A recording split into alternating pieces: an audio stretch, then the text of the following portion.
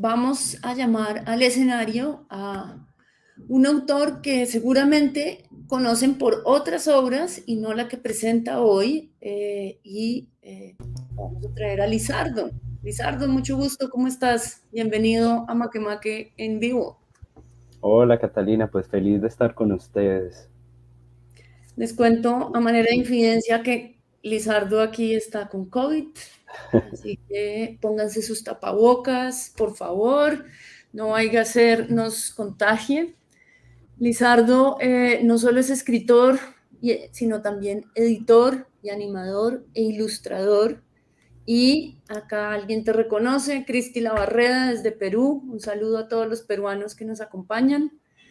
Lizardo es editor de Lua Books, editorial que pueden encontrar en Makemake, que tiene varios libros interactivos muy lindos, Malaika, El pájaro de los mil cantos, El hombre extraño, estoy aquí acordándome de memoria, y más recientemente El teatro de sombras del señor Andersen. Eh, Lizardo es miembro del Canadian Children's Book Center y el Canadian Author Association, porque si bien él es colombiano, vive en Canadá y sospecho que nos estás acompañando hoy desde Canadá. Y me da mucho gusto tenerte acá y sin más preámbulos, te dejo la pantalla para que nos cuentes del libro del señor Andersen. Bueno, Catalina, muchas gracias. Este proyecto del Teatro de Sombras del señor Andersen es uno de los libros de los cuales estoy más orgulloso por la exigencia en términos editoriales que significó. Voy a comenzar para quienes no han visto el proyecto mostrando un video rápidamente de cómo funciona el teatro, porque este es un libro muy particular, es un libro en papel con adaptaciones de dos obras de Hans Christian Andersen, pero también es un libro que se convierte en teatro de sombras, así que comenzaría por ahí.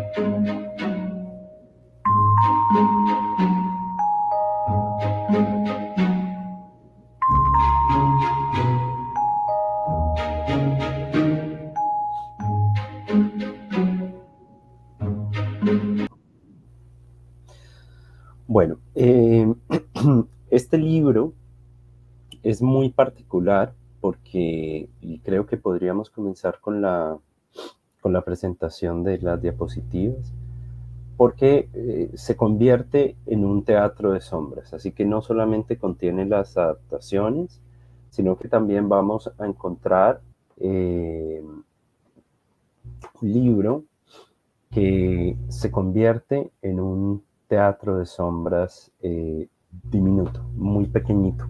Para que tengan una idea de la escala, lo tengo aquí conmigo, es un libro muy pequeñito y contiene además 9 escenografías, 25 marionetas y un soporte para el celular que permite proyectar la luz sobre un teatrino. Así que rápidamente, en muy pocos minutos, podemos convertir este libro a través de nuestro celular en un pequeño teatro donde podemos representar las obras que están dentro de este libro, ¿no? Así que cuando comencé este proyecto, decidí utilizar la obra de Hans Christian Andersen y hacer los guiones, las adaptaciones de dos obras de las cuales les voy a hablar rápidamente.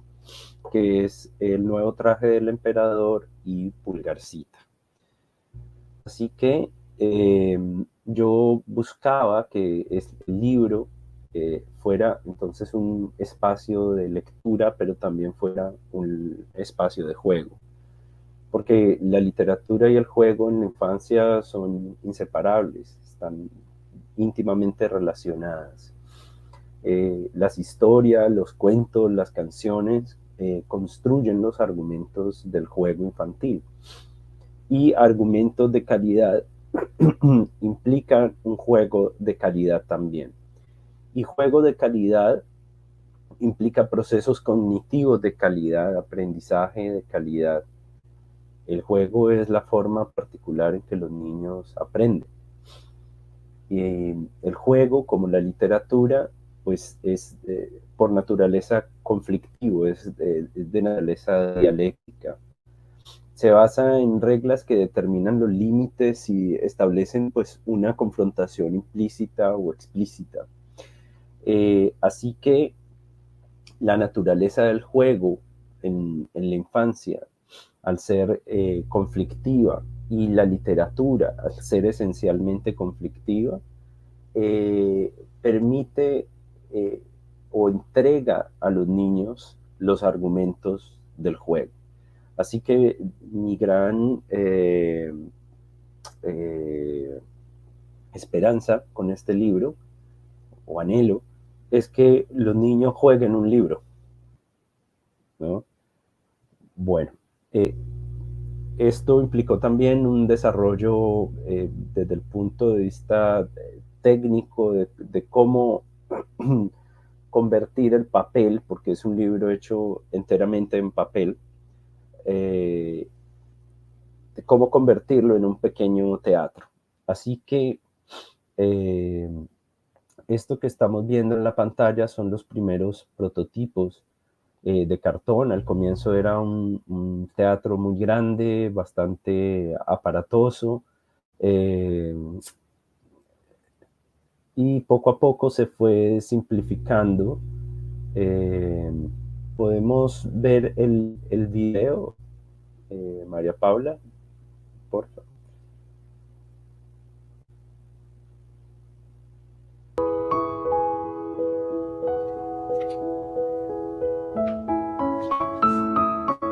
Este es uno de los prototipos.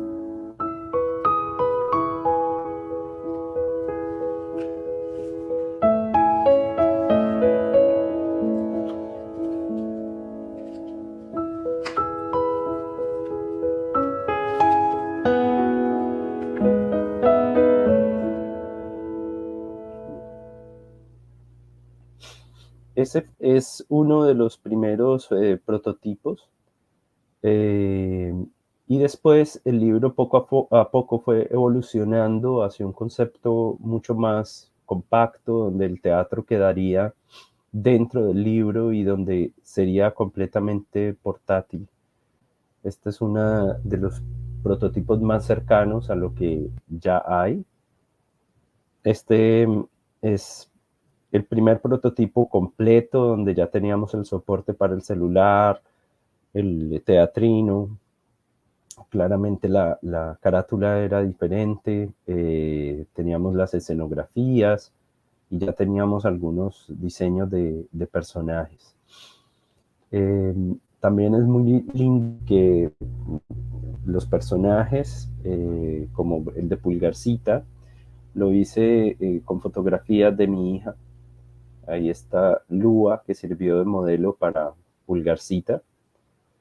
Y por supuesto, como El nuevo traje del emperador es un libro acerca de desnudar el poder, el por entonces presidente de Estados Unidos también me sirvió de modelo para el emperador al desnudo. Esos pequeños lujos que se puede dar uno cuando no es famoso. El que tenemos ahora en pantalla es un boceto de las escenografías. Ahí vemos el boceto y el arte final. de la escenografía. El gran desafío de este libro pues era preservar la obra de Andersen con mucho cuidado, con mucho respeto. Y los que estamos viendo en pantallas eran recortes de Andersen. Andersen era un personaje muy particular porque él contaba historias, improvisaba historias, a pesar de ser un escritor. Muchas de sus obras nacían de improvisaciones de tipo oral. Esto tampoco es nuevo, digamos, o es algo muy raro. Recordemos, por ejemplo, que Charles Dodgson, Lewis Carroll, improvisa Alicia en el País de las Maravillas a las hermanas Liddell en el río Támesis, en Oxford. Es decir, que muchas de las historias provienen de la oralidad, ¿no? Y Andersen, mientras improvisaba estas historias, como era un poco nervioso, tomaba unas tijeras y papel y mientras iba narrando historias, iba haciendo estos recortes que hay allí. Por eso las guardas del libro también conservan esta idea de los recortes de Andersen o hacen homenaje a los recortes de Andersen. Andersen pues es un escritor danés muy conocido por sus grandes obras como La Niña de los Cerillos, el Nuevo Traje del Emperador, El Soldadito de Bromo, bueno, muchísimas obras entrañables. Y cuando se llega al punto, digamos, de la adaptación de una obra que no fue escrita para teatro, sino que es un cuento, eh, pues se llega a la, inevitablemente a la conclusión de la cual hace un ratito la maestra nos hablaba, y es la posibilidad de adaptar la obra a una nueva mirada. Cuando hablamos de la adaptación de clásicos, pues también del lado de una escuela más ortodoxa de la literatura, se pensaría que el clásico no debe ser adaptado, o, sino que debería ser presentado a los niños y a las niñas tal cual como es, y acercarlos de esa manera. No obstante, cuando se estudia más a profundidad la obra de Andersen y nos damos cuenta que precisamente una de las obras que está en el libro, que es El Nuevo Traje del Emperador, realmente es una adaptación del propio Andersen. Hay 7 versiones antes de la versión de Andersen del Nuevo Traje del Emperador.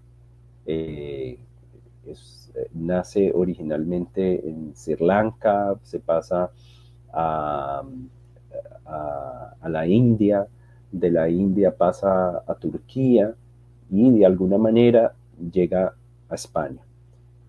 Andersen, que es un viajero, eh, de hecho la frase viajar es vivir corresponde a Andersen, y ganaba gran parte de su vida haciendo reportajes de viaje.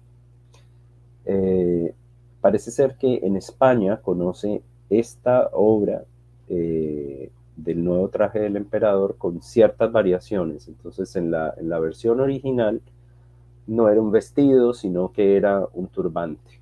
Y solo los que podían ver el turbante en las versiones anteriores a Andersen eran los hijos legítimos. Es decir, solo los bastardos no podían ver el traje. Eh, eh, y si recuerdan en la obra de Andersen, es un niño el que al final dice el rey va desnudo. En las versiones anteriores a Andersen, quien lo hace es un hombre de origen africano, que es descrito en estos libros, en estas adaptaciones previas a Andersen como un negro, ¿no? Así está escrito. Andersen varía esa connotación del traje y le otorga a quienes son capaces de ver el traje la cualidad de aptos, cultos también. Y cambia la figura del hombre africano por la de un niño. Entonces es una adaptación que claramente él hace con base en los valores de su época. Andersen es un hijo, más bien un heredero de la Ilustración, donde lo importante era ser culto, donde lo importante era ser apto para un cargo, no ser hijo bastardo o un hijo legítimo. Entonces, con esto quiero decir que esos que vemos ahora como clásicos, pues realmente también eran producto de adaptaciones que los autores siempre han hecho, ¿no? Bueno, el mismo caso es el de Pulgarcita, en el cual lo que vemos en pantalla en estos momentos es una, una ilustración de la edición de Pulgarcita que conoció el propio Andersen, donde claramente esa niña es una niña de 6 años. La traducción del danés más cercana que es la del inglés, la que podemos tomar como referencia, habla de un little girl, lo cual sería una niña de 6 años aproximadamente. Y la que tenemos al lado es la versión de Disney, de unos cuantos años después, en donde esa niña ya no es una niña de 6 años, sino que es una chica de aproximadamente unos 16 años. ¿Por qué Disney hace esa corrección?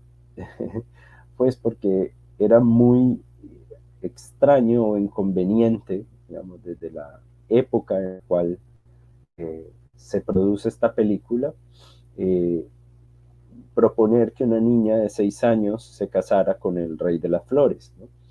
Entonces, para que no fuera tan fuerte esa idea de que una niña de 6 años se casara con un adulto, entonces claramente la Pulgarcita de Disney es una niña eh, de 16 años, una chica de 16 años. Así que más allá de la corrección política de un texto, evidentemente vale la pena actualizar la obra a ciertos valores que como sociedad vamos también construyendo alrededor de la mujer, alrededor del conocimiento, alrededor, bueno, de muchas cosas. Así que yo diría que en términos generales es importante la adaptación, no es un atropello a la obra si la adaptación se hace de manera correcta.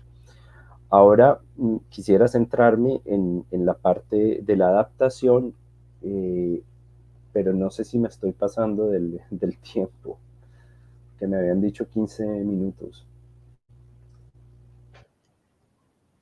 Si quieres, dale para que vayas cerrando unos 5 Sí, minutos menos. sí, es muy cortito. Bueno, la obra, que es la obra que van a poder encontrar en Makemake, que los invito a que disfruten de esta maravillosa plataforma y también que disfruten el libro en este, que es el formato, digamos, más simple del libro,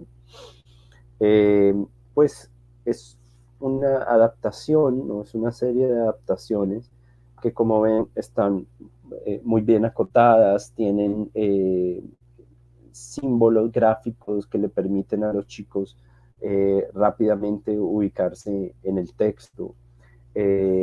Contienen una presentación de los personajes y tratamos de hacer una adaptación para el teatro muy bien acotada. Algo también que quiero resaltar de esto es que al ser un teatro de sombras, con títeres que no tienen articulación, que por supuesto no tienen el elemento de la expresión corporal, ni tampoco la expresión facial, ¿no? Todo recae en la expresión oral, en la expresión que logremos a través de nuestra voz. Así que este libro es una herramienta muy potente para trabajar la voz, para trabajar la memoria, que lamentablemente creo que ha sido uno de los elementos un poco castigados por la escuela, porque además se abusó de la memoria, pero qué importante que es en cierto punto, digamos, de la educación, tener conciencia de la importancia y lo irreemplazable además que es la memoria. Entonces con esto quiero terminar para no abusar del tiempo y quedo pendiente cualquier pregunta. Querido Lizardo, una pregunta, digamos, por acá andan preguntando harto de la diferencia entre Kamishibai y teatro de sombras, por si quieres atajar esa pregunta, pero mi pregunta particular es, ¿qué, ¿qué retos encontraste especialmente en la adaptación de estos cuentos de Andersen al modo teatral, ¿cierto? Y dado que el modo teatral es tan fuerte en el diálogo, ¿qué tanto tuviste que crear de diálogos nuevos en estas adaptaciones? Muy pocos diálogos nuevos. Realmente la obra de Andersen posee en sí misma el recurso del diálogo, pero sí se agregaron nuevos diálogos. Yo creo que la mayor, la mayor, el mayor reto era digamos, la velocidad de la obra, que es una velocidad que en términos de lectura está, se puede pensar, digamos, en minutos, que es muy rápida. No es la misma velocidad que debe transcurrir en una obra puesta en escena, ¿ya? Eh, entonces, claro, Pulgarcita, la versión original de Andersen, tal vez tarde unos 4.5 minutos en ser leída. Sin embargo, esta puesta en escena es una puesta que debe durar aproximadamente unos 12 minutos, es decir, que le debe dar más tiempo de exposición a los personajes, que le debe dar más tiempo de exposición a los escenarios. Así que creo que el gran reto en esta adaptación es que la obra literaria se adapte para que corresponda al tiempo de una obra escénica, que es mayor. Ahí está lo complejo. Ya hay en el chat una respuesta a la diferencia. Y acá te preguntan, última pregunta para ya irnos a María Inés. ¿por qué escogiste Pulgarcita?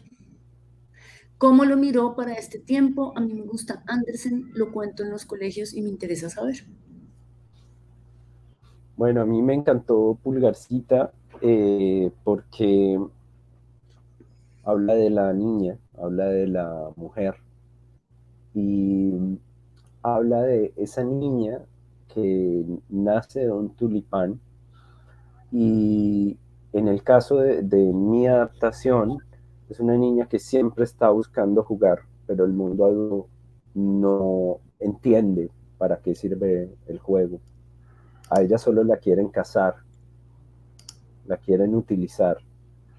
Y esta niña, finalmente, y este es el giro que le doy a la obra de Andersen, donde ella se casa con el Rey de las Flores en mi adaptación, y aquí tengo que también señalar que fue la misma decisión que tomó otra adaptadora que se llama Lotte Reiniger, que es una maravillosa cineasta alemana, precisamente de teatro de sombras.